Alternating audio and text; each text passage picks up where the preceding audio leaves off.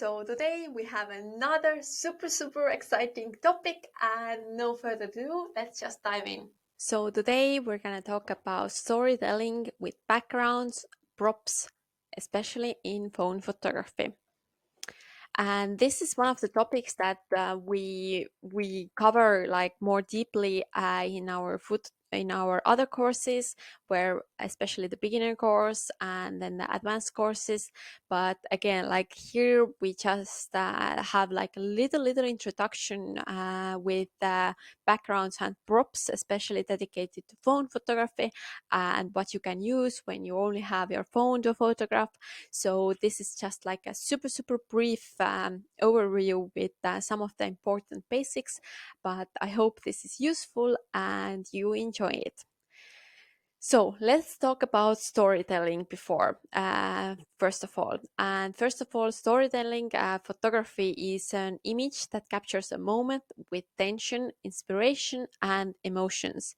It tells the story of a subject matters without using motion, pictures, or words. So this is the basically like a little definition of storytelling. But again, like if you're taking photos, then the end goal should be telling like at least some kind of story. So for example, here I also had only phone to photograph, and this is the story behind this one is that the aftermath of Italian lunch. So if you have ever been in Italy and you have had like a dinner or lunch with Italians, then you know how it is. Like there's like loads of food and many layers of food that's gonna end up like this. And obviously you're gonna have in the end of the meal, you're gonna have scarpetta, you're gonna have a little espresso, and then yeah, there you have it. Like this is just how it is, and this is just like delicious. But again, like here I only had my phone to capture like this kind of moment. And again, like why not use your phone? Like sometimes if you don't have your camera, and just start playing around, and then yeah, like just enjoy it basically. So first of all, what you have to do is create interest, obviously. Like think about like those little small details and take control of the entire frame and find the narrative structures. And again, like there are endless ways to tell the story, but in the end of the day, you just have to be in the right moment and the right time, and there you can have it like small details. But another way and super easy way, and sometimes you can even like fake it, but you can add like basic human elements or unique props. But again, like for example here, again, this is one was with phone photography, with phone, like this photo I took with phone. And here, this wasn't like a fake, this was a pure Italian lunch with all the, dinner with all the Italians. And in the end of the meal, like they like to have scarpetta. So there won't be any leftovers. They're gonna get even the pan basically clean. And again, like this is a story, and you have like some unique props, maybe for example that tablecloth, but that is super local. And then the hands that the whole family is gonna come and have some scarpetta with this one. And there are like some other simple ways to tell a story, because again, like sometimes you're not doing like some kind of travel photography or like documenting photography. So what you want to do is just like you just want to like, for example, shoot a photo with your phone, and you're in your, I don't know, kitchen, for example, but you still want to tell the story. So there are easy ways you can tell the story. Is, for example, make a mess. Again, this is super easy and delicate line. You can make a huge mess, and then it doesn't like, then you can't even focus on the main subject. But what you can do is that you can make a mess with food spills. Just like add some breadcrumbs. Like the classic example is some breadcrumbs on the table. And then again, like what you can do is that you just want to make it a little bit messy but not dirty. So definitely keep an eye on the details, because I know that at some point it can go overboard. Another way you can tell the story, even with phone photography, is that you take a bite. For example, you take a bite from the sandwich, you take a bite from your brownies, or whatever you're shooting at that moment. And then again, like hands and food spills. So food spills, for example, here there are some breadcrumbs on the table, and yeah, it basically tells like a little bit story here about like home cooking and comfy and cozy, and everything doesn't have to be like high end perfect basically. And then keep an eye on the details, obviously, and then also think about the colors. Are you using warm or cool colors? Usually for food, to make the food look super crispy and nice and delicious, you should rather use cooler colors, but again, like it completely depends on everything basically. And then again, another thing is that you definitely have to think about the background.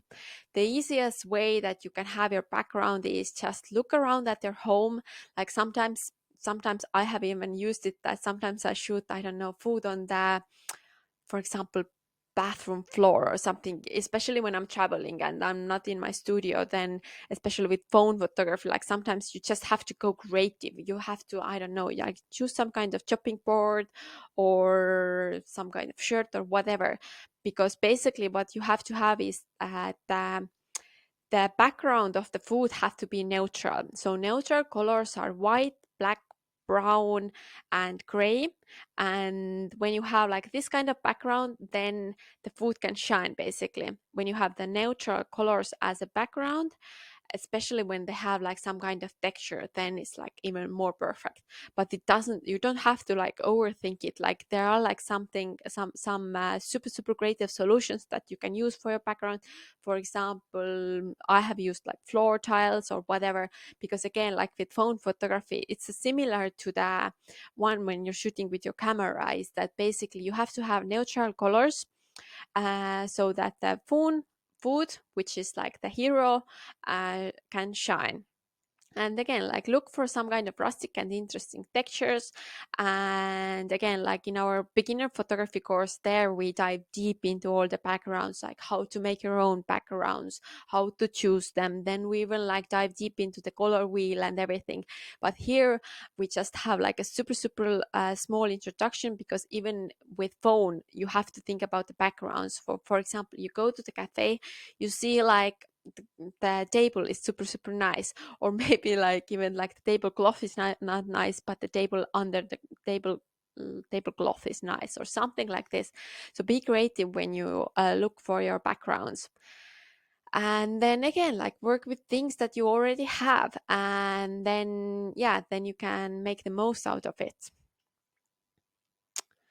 And yeah, so I have to repeat it all over again, because neutral colors are magic. They are just magic, because there you can use basically whatever you can have. So for example, here on this photo I used my background as some kind of wood that I found from the attic, and it's like super old and rustic. But again, like in the end of the day, you only shoot like those small super small clip and super small frame, so you don't need to have like that much space and that much room or that many props. But in the end of the day, you can have like those little details, as long as your background itself is neutral. And wooden planks, floor, whatever, like as long as it's neutral and it has like this kind of texture. And here I have like a short list of props that you already might have at home.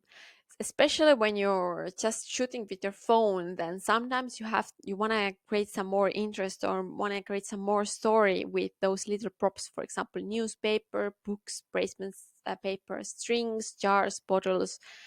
And yeah, again, like breakfast in bed, like pillows and blankets, or comfy jumpers, or neutral napkins, neutral color napkins or towels. Like these are like the endless things that most of you guys already have at home. So definitely think about like what do you have at home. You can even like, I don't know, for example, sit down in your kitchen, just look around and start training your eye with props, because basically in the beginning I didn't even notice some of the things, but again, like now my eyes are basically trained already.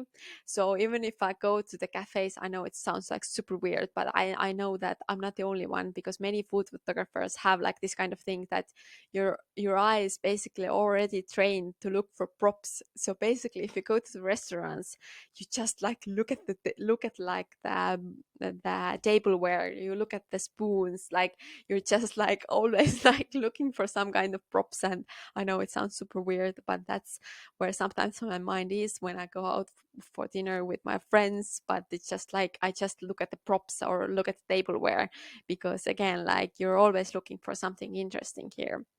And yeah, again, like start training your eyes with different props.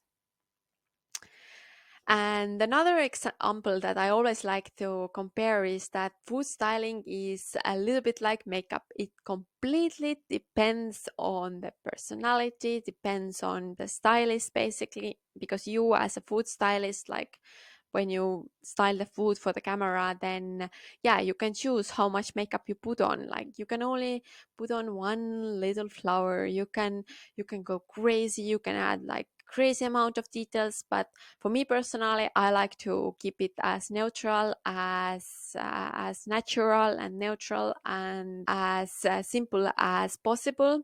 So yeah, so that's why again, like with my makeup as well, like sometimes I only use mascara and maybe some lipstick or something, but I like to keep it as natural as possible. And then the same goes with my food styling. I like to keep it simple and minimalistic.